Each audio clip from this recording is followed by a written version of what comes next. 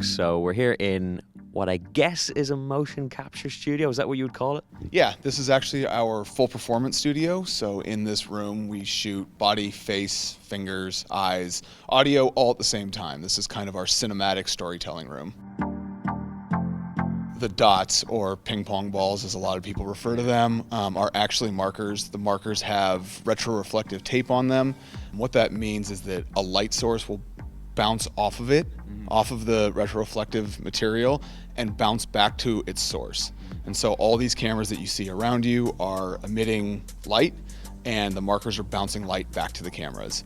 That's how we get each one of those markers, and because all of the cameras know where they are in relation to each other, with a little bit of trigonometry and some calculus, they can figure out if two cameras say, I see a marker right here, they can triangulate that position, and we get full body, finger, face. We can do that with... Science can be cool, basically. That's what it means.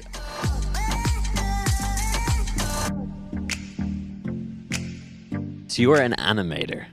What does that mean when it comes to motion capture? Because a lot of people obviously assume that when motion capture is done in the studio, that's it. That, you know, there's nothing more to be done. Oh, that it's so far from the truth. Mocap can go from stage to a game or a movie, but you can see the differences when an animator touches it to when it just goes from stage. There is a huge difference. So with a performance, let's say, of a character in a major blockbuster movie, how many animators would be behind that performance? Like, I would easily say hundreds of animators on a whole show, or even thousands on a whole production. But for like one performance, say one scene, I could easily say like a dozen. Let's talk about some of the biggest titles you guys have worked on, because your work stretches across, you know, movies, video games, commercials, absolutely everything. So what ones have stuck out for you?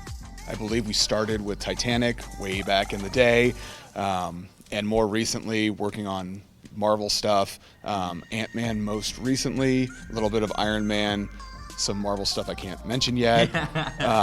For video games, we've been involved in God of War, Call of Duty, Gears of War, most recently Mortal Kombat X. I think the biggest thing, and it's kind of an ongoing working on, is we have helped Mattel bring Barbie kind of back to life and given Barbie her own vlog. Hi. Okay, let's see. Where should I start? You know, Barbie now talks to her fans, and she can interact with fans and reads comments and responds to comments on air. She comes out with a new segment about every 2 weeks. Seeing your character, you'll also see there's a yellow stick figure and some bluish squares. The bluish squares are actually each of these markers. Okay. The yellow is the skeleton that these markers are telling the system where your skeleton is. Pretty amazing just how quickly you did all that as well. Like, you know, we did a quick kind of startup where we calibrated me, but still, it just seems so natural. Yeah, and the kind of the thought when you get in it as well is to exaggerate everything, but it's really subtle as well at the same time. Yeah, and the idea is that we get you being you. We don't want you overacting. We don't want you feeling like you're going to hurt the system by doing something that comes naturally to you. I was going to say, there's probably plenty of people in my life that would say overacting is natural to me, so...